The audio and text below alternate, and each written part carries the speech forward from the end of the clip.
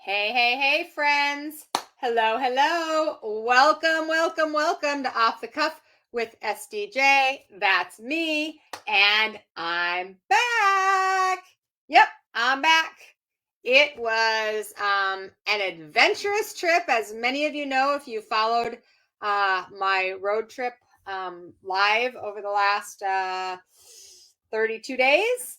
It was a fantastic trip and a little on the extra adventurous, crazy side. However, we're back, we're live, and I'm here today because I'm interviewing an amazing gal that's got quite a story and quite a, and she's a storyteller too. And so I'm going to be sharing her with you, Kate Chapman. So we're going to introduce her in just a couple of minutes. But while you're all jumping on, of course, I want to say hello and get a little of the energy flowing. So come on in and say hello and comment. Let me know you're live with us, that you can hear us and see us. We're good to go. Hello, Debbie. Hi, Amy. Hey, Trisha. Hello, Janelle. Hi, Charlotte. Hey, Valerie. Hi, Deb. Hello, Maria. Hi, Sally. Hey, Sandy. Good to see you. Hi, Karen. Good to see you, my friend. So come on in, guys, and you are going to be excited, number one, that we're back, and number two, that today I have an interview that I'm really excited to share with you. This gal's got all kinds of talent, and she'll be sharing a little bit of that with you today. And really, we're going to be talking about curiosity and play. Those were the two words that really jumped out to me. So I'm hoping you guys are ready and excited as I introduce you to Kate Chapman. Are you ready? Hello, Shannon. Hey, Betty. Hi, Karen. Hey, Jennifer. Hi, Foxy. Hey, Pat. Good to see you. Okay, let's do it, shall we? So let me bring Kate on. Hello, my friend. How are you? I'm great, Sunny Dawn. Thank you so much for having me here today. I really appreciate it. Yes, I'm excited. I'm excited to have you with us, and everyone's excited to see you as well. So let's dive in by starting by letting me read your bio so people know a little bit about you. Okay, Kate? Yep. All right, guys. So, performer, writer, artist, teacher, and coach. Broadway credits include Mary Poppins, Les Miserables, I don't know how you even say that right, Pajama Game, Sweet Smell of Success, Saturday Night Fever, oh, my favorite.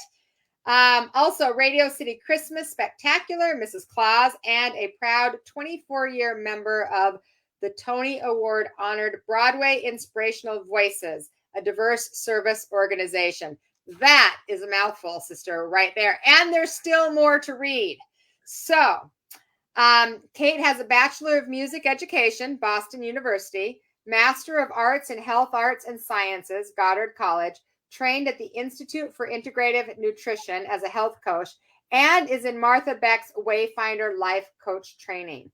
Her book, A Pixie's Prescription, a fun toolkit for a feel better life, can be found on Amazon.com. And Kate also has a talk show, The Kate Chapman Show, a Feel Better Hour, and her new series, Little Kate on the Prairie, can be found on YouTube. So let's talk about some creativity there, sister. Goodness gracious. Woo! All right, Kate. So all of that being said, what is your favorite way to spend time? What do you love the most? What's your play? Glittering and gluing. Glaring and gluing. Okay. So if you see, like right there, there's artwork all on my wall. yeah. Yeah, so when I glitter and glue, I get into a state of flow that allows me to unlock certain parts of myself. And it's just harmless play that is nice and inexpensive and enjoyable. Awesome. I love it. So interesting, because I do not for me to sit down and do something like crafty creative, it does not bring calm and enjoyable energy to me. It brings frustration and oh, what am I even it's just not, it's not my thing. And I just spent some time with a lot of my family up in Utah where I'm from, and they're all crafty and they're all doing all that kind of stuff, and I'm like, oh my god, just I either need to go outside or I need to write a book or I need to do stuff, because it doesn't, for me it brings up anxiousness, I guess, is a great word. So what I love is that there's so many different ways to get into that creativity and that expression. And for yours, I know obviously you're so creative and artistic and expressive. Obviously being a performer and a writer and all of these things, and still including doing a couple of different types of series on your YouTube channel. Do you have kind of that the book is called A Pixie's Prescription? What is your prescription for life? Like, if you were going to have one, the prescription for life, what would it be? I think really living in curiosity and play as much as possible. When I wrote that book, I was I had finished my training at the Institute of Integrative Nutrition, and there were what the founder called primary foods. And so I wrote a chapter about each of those primary foods. And when I got done with that, I realized that I was still hungry. And I was hungry for playing and curiosity. And play has been a difficult thing for me in my life. Despite being an actress and, doing plays for a living, I was very serious as an actress. And so finding the way into play and that part of me that is young and untouched by voices outside that told me you have to do it this way or you have to succeed or any of those things, it just really gets me into a really relaxed state. And then if I'm curious, like a cat or like, little kids when they don't think about the consequences, if I can tap into that, it helps me to find my way out of tough situations. So how do you, because I think play, that's one of the things, my word was always joy, but I think that in society, a lot of people need permission these days to experience joy or to find play. Like they don't know how to do it on their own. And so that can be a great challenge. As you said, I was real serious, even though my job is literally to play and to act. So for you, Kate, and maybe you've noticed this with people that you've worked with as well, are there steps, are there ways that you've found that help you kind of step into or embrace that play in a way that that you can activate it so that you can get into the flow of it more and more and more, or the curiosity? But I think play is the thing so many people struggle with. So one of the best things that I found to help with play is what's called an improvisation rule. And the rule of improvisation is always yes and. Or you could say it by don't deny, justify. So what that means is that whatever comes to you, you cannot say no. You have to make it make sense. And if you say no, so for example, if we're doing an improvisation scene and I say to you, I'm from Utah, and you say, no, you're not, where do we go from there? Right. I could say, yes, I am. You could say, no, we're not. That's not a scene. Right. But if I say, I'm from Utah, and you say, oh, what is your favorite rock formation? Then we've got a scene. Right. We've got something to play with. We have someplace we can go. So that idea of not saying no, the idea of saying yes, and what can I do with that is really important, because that is what life is. You can't say no to the grief. You can't say no to the hard situations. You can't say no to the stuff that breaks your heart. You have to say yes. And now what do I do with this? Yeah. How do I play with this to make this be a part of the fabric of my life and not just this thing that I'm tucking over here as much as possible? Sure. So does that look like in an actual experience, like let's say it's grief, and so you, instead of saying no, which is what most people want to do, just push it away, right? Ignore it, deny it, bury it, stuff it down, eat it away, drink it away, whatever. And we say yes, okay, this is my journey right now, so yes, I'm gonna embrace this, and I'm open to feeling the feelings. I'm open to finding some joy, because we don't always just have to be sad. We can be sad and be happy at the same time. Right. It just means it just means that there's an additional thing that you can look at here. Yeah. Whether it's joy, whether it's freedom, whether it's release, there is something other than grief always. There is something other than just the one issue. Yeah, I agree. I think a lot of times the wording that I've used that helped me was it always seemed like it was this or that. It's good or bad. It's right or wrong. It's grief or joy. And what I've learned is this world that we live in, which is an amazing, opportunity all around us, is a this and that world. And it's always contrast all the time. Yes. Yeah. And also with improvisation, you're always in the moment, right? So we spend a lot of time in our lives sort of playing in the past or playing in the future, but we don't really play right now and right here. Yeah. So using the idea of this improvisation world where we say yes and, it's about right now, right here. So it's not about spending time outside of the now, which can give you anxiety or depression. It's about spending time in the now where you can play. Right.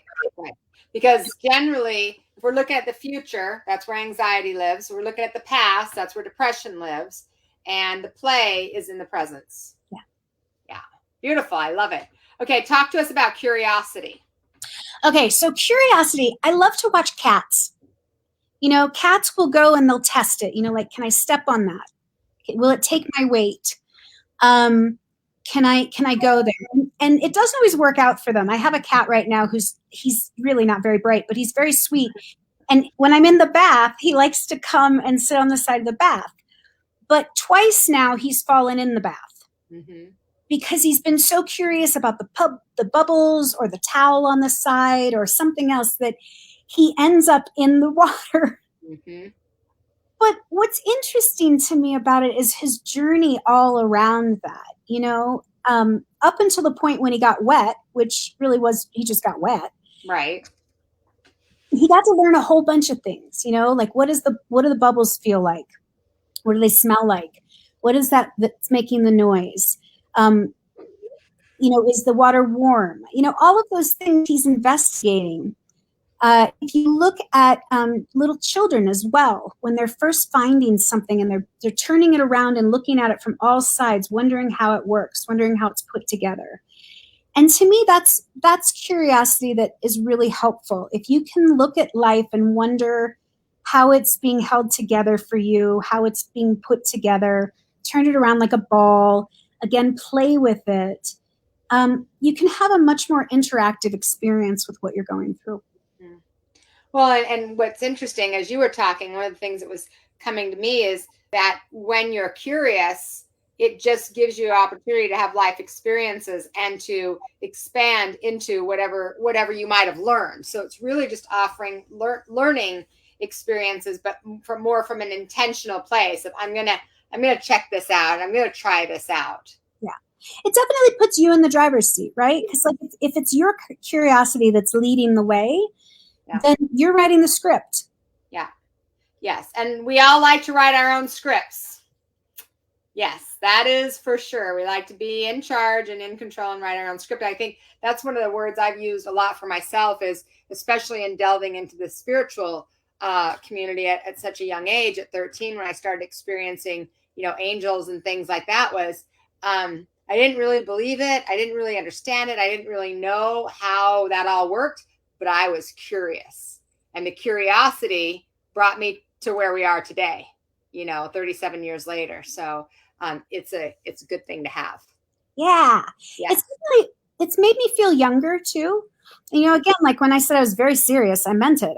I really was, old before my time. I wasn't curious about anything. I had the answers to everything. I wasn't playing. I was just becoming an old, stodgy person very quickly. And curiosity has definitely de-aged me. I love that. De-aged. Guys, we can de-age here. That's great. Okay, Kate. So you've done all these things in your life, and you've written a book, and you've got all these different shows and everything that you've done. And I know that part of what you call yourself is a storyteller and a life coach. Although you have all these other titles that you could go by, those are the two right now anyway that are kind of in the forefront. So why don't you share with us a story or two, since you're a storyteller? I love stories. I learn through stories. Okay. And I think that they can be really powerful because we remember stories, so relate to them. So what's a story that stands out to you or that you would want to share? So I'm going to do like a little story into a song, because since I'm in the Broadway world, like, that's kind of my dealio. And I think truly, like, people learn through songs in a really wonderful way. Mm-hmm. And if I mess up, I just mess up. Sometimes I get stage fright. It happens even after all these years, right? It's amazing. Really? That's interesting to hear that. So is it usually in smaller groups or larger? It doesn't matter. It's just more of an energy that moves through you. I think it's more of like, as I get older, the more I know about what can go wrong. Mm-hmm. Yeah. Sometimes we know too much. Mm-hmm. Yeah. And so then there's those voices that come in and go, wrong, that kind of a thing, right? Mm-hmm. So the story that comes to mind is one that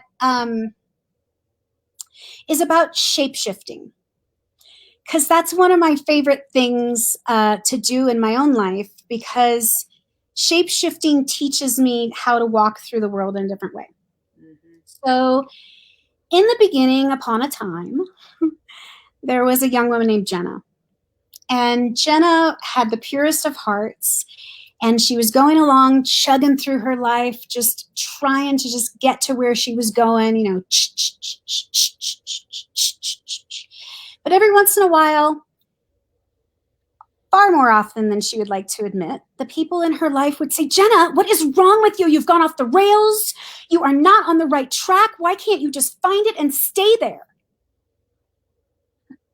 And each time she'd think, I don't know where that is. I keep looking and I can't find it. I don't know what it is.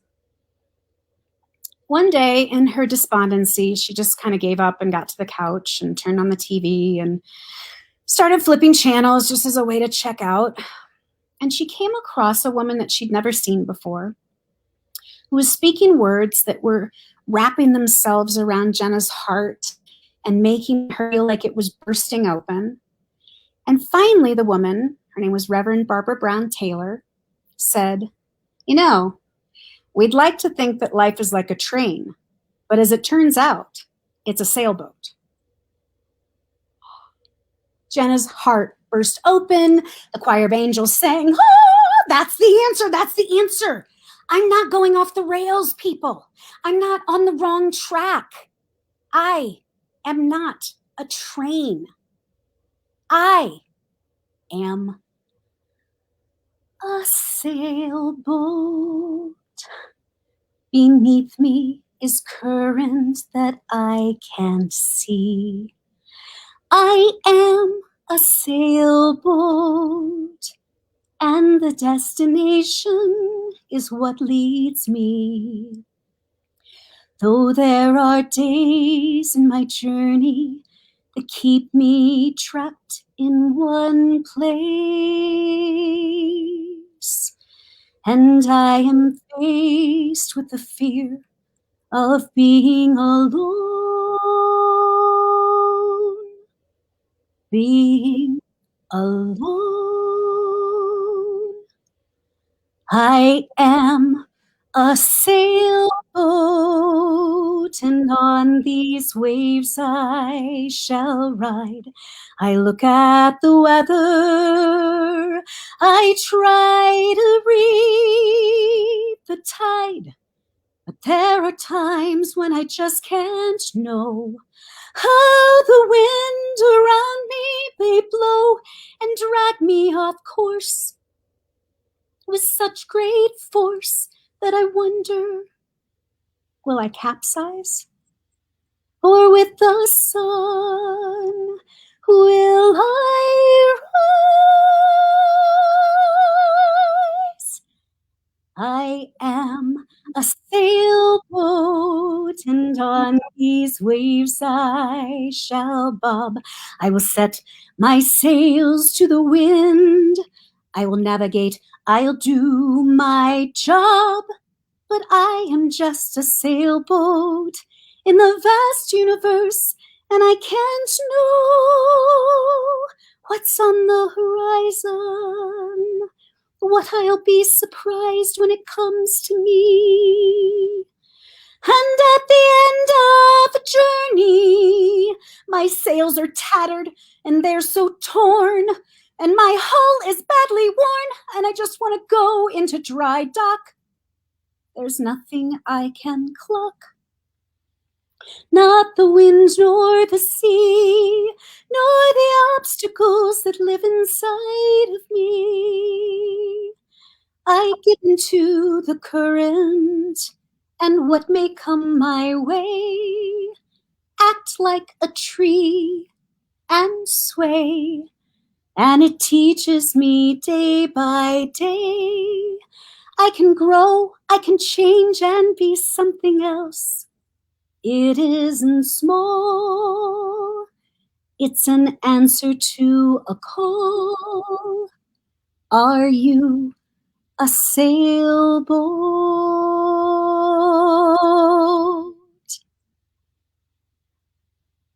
I love that. What a beautiful message and voice and story. Thank you. I think most of us are sailboats. We're sure as hell not trains. No, I heard Barbara Brown Taylor say that on Super Soul Sunday. And it just changed my world. I thought that makes sense. That's the problem. I've been trying to be a train, and I'm not. Yeah. Yeah. And anytime we try to be what we're not, it never works out so well for us. No. Yeah. That's beautiful. So you wrote that. Yeah. See what that talent is? Oh my goodness. Wrote it and can sing it. See, I kind of don't think, Kate, that everybody should have as much talent as their body. I think it ought to be spread out through all of us in, like voices and that creativity. And then there's just some people that have all of those pieces that go together really well. So we greatly, greatly appreciate that. Thank you so much. And I'm looking at some of the messages. Everybody's saying beautiful, wow, fabulous. Thank you. I needed this reminder. So that was beautiful. Now tell me, so is that kind of how that creativity works for you, that you hear a sentence like that and then it just takes you on this journey of writing this beautiful, is that normal for you? No. Okay. So good. I'm glad. I'm just kidding. No, so I had been singing everybody else's songs for 30 years. And the only song I'd written was in college for a music theory class, and I did not get a good grade on that song. He had a lot to say about it, and none of it was, I want to hear that again. Mm-hmm. And then, I don't know, Super Soul Sunday did a weird thing to me. When I would watch those episodes, I started to have songs that would come out of each one of them. And I wrote myself what I called the Super Soul Songbook. And it's just this collection of songs that I just sing for me. They're not published. They're not, that's the second time I've ever sung that song for anybody. But I've been singing it for myself for years. And they just give me a place to have a melody that I can grab onto when I don't know how to use words. Sure. That's awesome. So you have a whole little playbook of songs that you've written from just kind of words that jumped out at you. Yeah. From each of the teachers. Yeah. Well, I'm just saying, as somebody that's really kind of focused on creativity and how it expresses in the world, that could be something you could share, Just saying. One day, maybe. There's a lot of bravery attached to that, right? Like just singing a song for you right here, I'm sweating from head to toe. Uh-huh. Yeah. It's that idea of speaking from the heart that, because there are plenty of people that will come up and poo-poo. Yeah. Well, vulnerability, right? Right. Yep.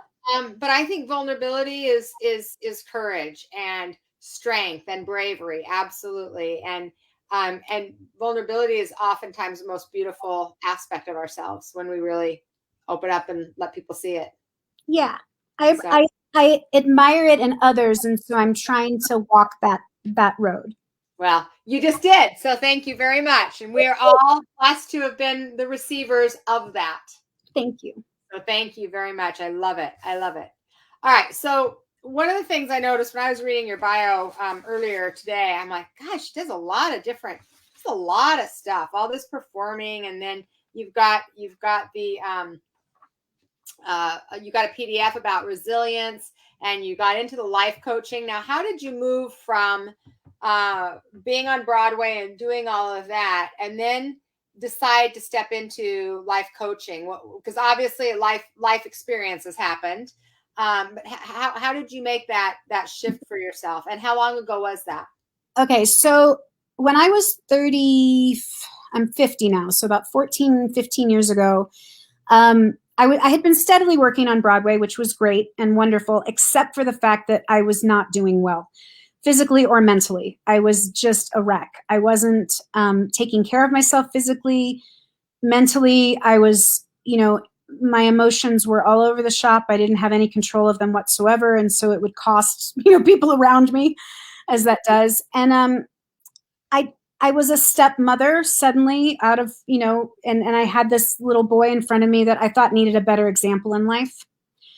And so I started to get myself together.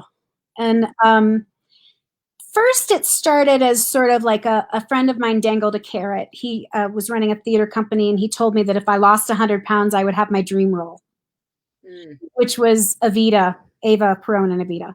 Mm-hmm. And so I thought I could do that. I could do that. And that would get me on the way to being a better, parent, right? Mm-hmm.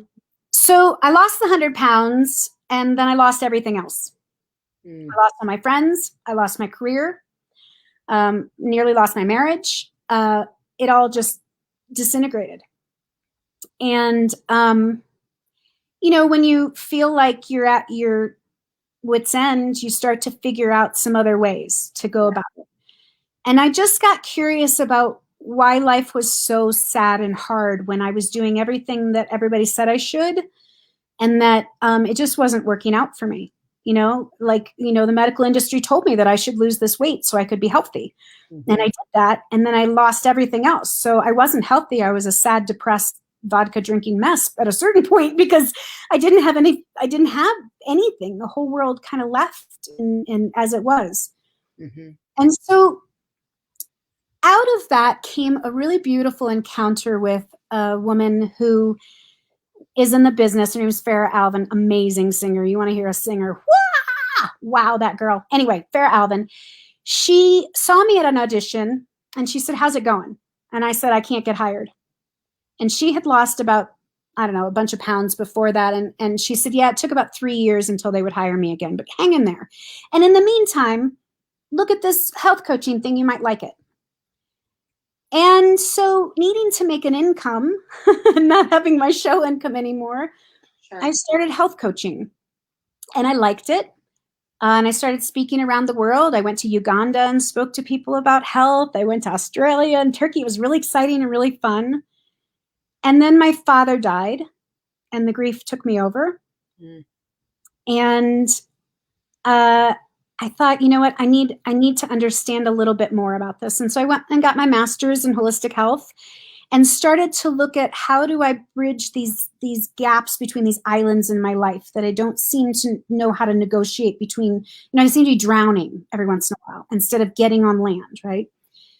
And so I just started to make it be my pursuit to try to figure out a way to feel better that also allowed everybody in my life to feel better as well. Mm-hmm. And I just found that I really loved it. I loved talking to clients. I loved hearing their stories. I loved celebrating their successes. I work a lot with two different clients. I work with a bunch of different people, but I work a lot with people with chronic pain, mm-hmm, people that have, life really debilitated by pain. And it's amazing to watch how people can figure out their ways through, around, over, under, with, and to make that pain become an integrated part of the life rather than something that they're trying to get rid of. Mm-hmm. I also work with a lot of artists who were like me. I was burnt out. I was really not having a good time at the career, and it's a hard career. And so if you're not going to have a good time at it, why bother? Right. I mean, for every audition I go on, it's like, I think the stats are like for every 100 auditions, you get one job or something like that, and I don't know if those stats were true in my career, but it's definitely, it's a lot of work. And I just was drudging through it. And so I now help a lot of other artists find their joy in their play and their zest for it again. Through your own life experience and wanting something different or better. Yeah. So interestingly, though, because I'm sure that many of the audience and I myself don't understand, maybe you can explain. So when you were saying, they said, okay, if you lose this weight, so you had particular roles that you attracted, I assume, based on how you looked and what your talents were and everything. And so when that changed in such a big way, then the name that you had for yourself was in kind of a stereotype of this. And so then you had to kind of create a whole new persona in who you were. Is that kind of how it works? Does that make sense? Yeah. So unfortunately, our entertainment industry in this world, and we've had a lot of discussion about it this year, which has been really wonderful. And I want there to be more discussion. But in my era of growing up in Broadway, there were types.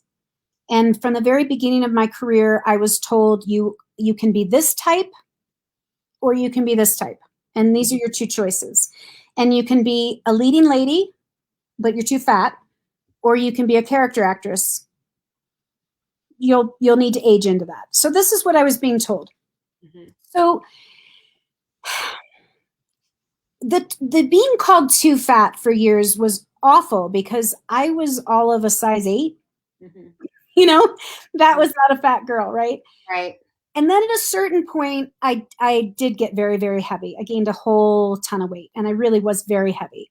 And when I was very heavy, I had a whole bunch of skill sets, like dancing, like singing like the little angelic soprano, that were attractive to being in the chorus on Broadway.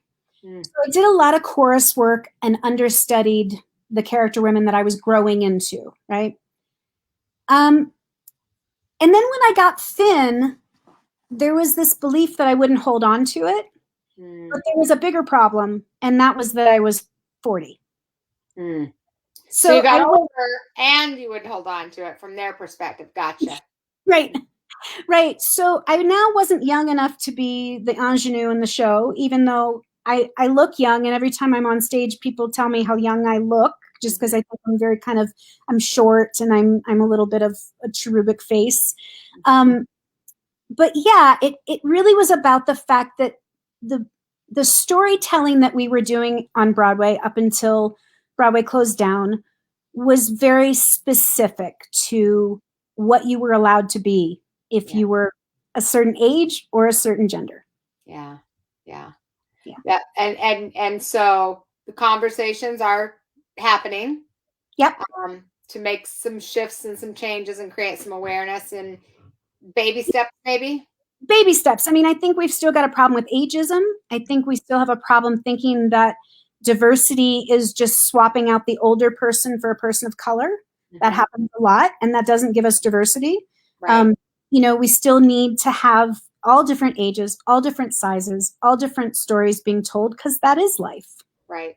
And I would have loved to be able to see a size 8 Belle in Beauty and the Beast. I would have related to her. And I never related to the girls that were stick skinny. I wasn't that girl.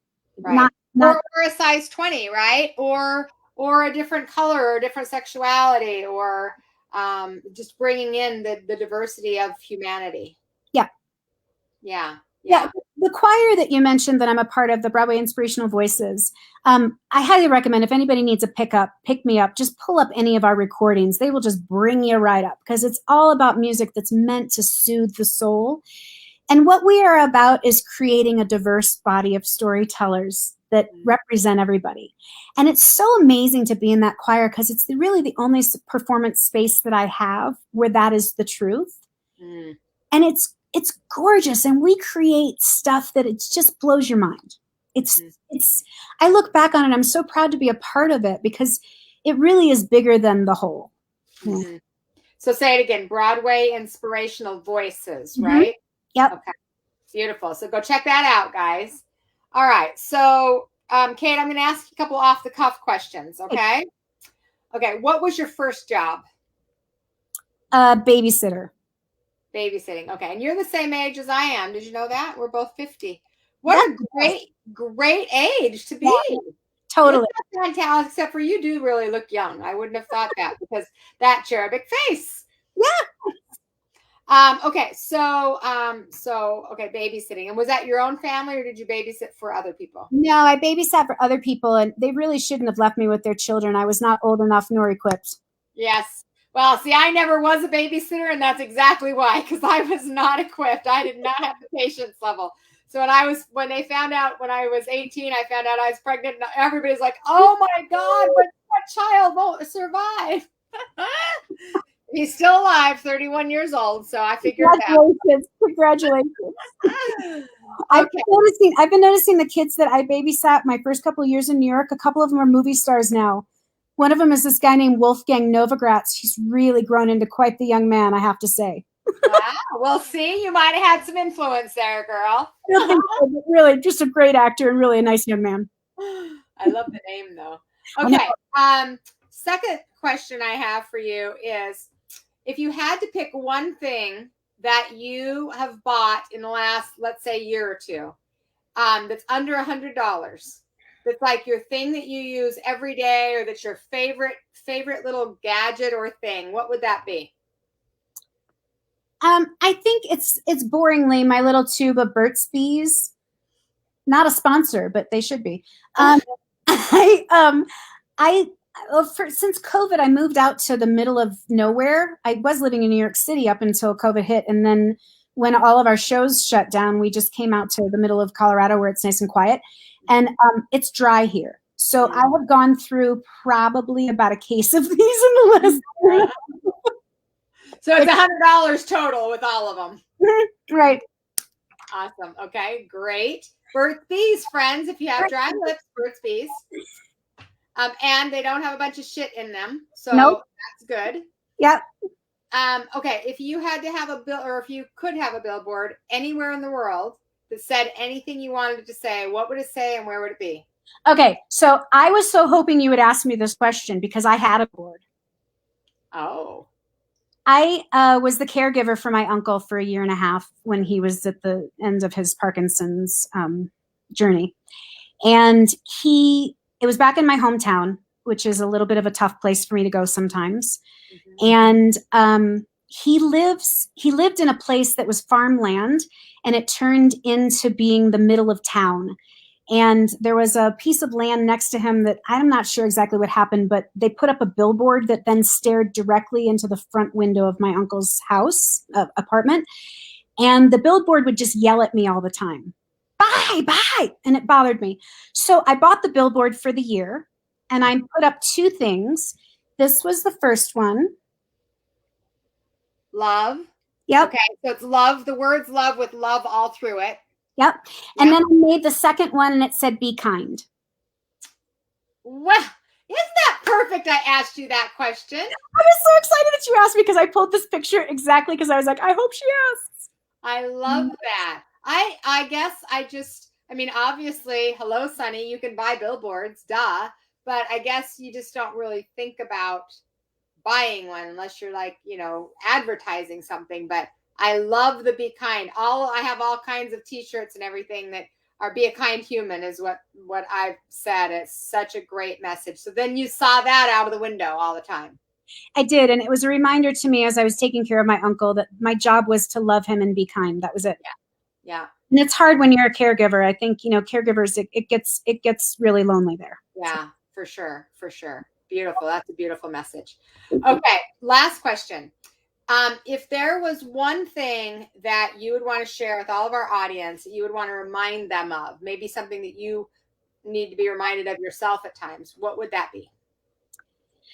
Okay. So this is another little song that came to me, and I won't sing all of it, but I will just sing this line for you. Oh, sing it, girl. You can sing the whole thing if you'd like. We love your voice. I don't think I remember it. I don't think I remember the whole thing. That's the weird thing about writing these songs, is that they come in very quickly, and I catch them, and then I don't always remember them. And that's why I said if I messed up that other one, it wouldn't be the first time, because it happens. Yeah. So Eben Alexander, who wrote the book just went out of my head.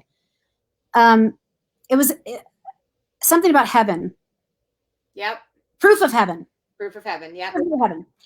He wrote in that book 3 phrases that came to him with that near-death experience. And they are, you are loved, you are cherished, you have nothing to fear. Yeah. That's it. I love it. So I just think of those phrases all the time. I'm loved, I'm cherished, I have nothing to fear. It doesn't matter what's going on in this realm. Those are the 3 truths of life as I know them. Mm-hmm. I'm loved, I'm cherished, I have nothing to fear. Yeah. Beautiful message. Beautiful messages. All right, friends. So if you want to connect more with Kate, you can go to her YouTube channel. She has either the Kate Chapman Show, a Feel Better Hour, or Little Kate on the Prairie. Those are both on YouTube. And you can go check out her book on Amazon, A Pixie's Prescription, a fun toolkit for a feel better life. I'm going to make that easier, because if you sing it, it's better. A fun toolkit for a feel better life. There you go. See, that was good that you did that. Not good that I would do that. So that was fantastic. So thank you so much, Kate. I appreciate it. I love that we got a little song out of you, a couple of songs out of you. That was fantastic.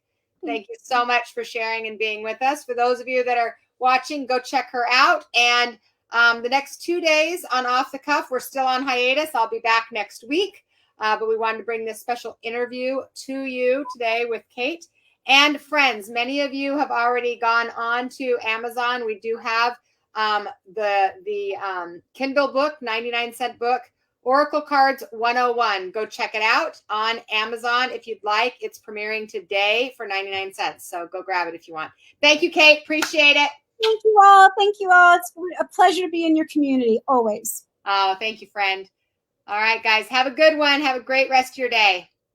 Bye. Let's get out of here now.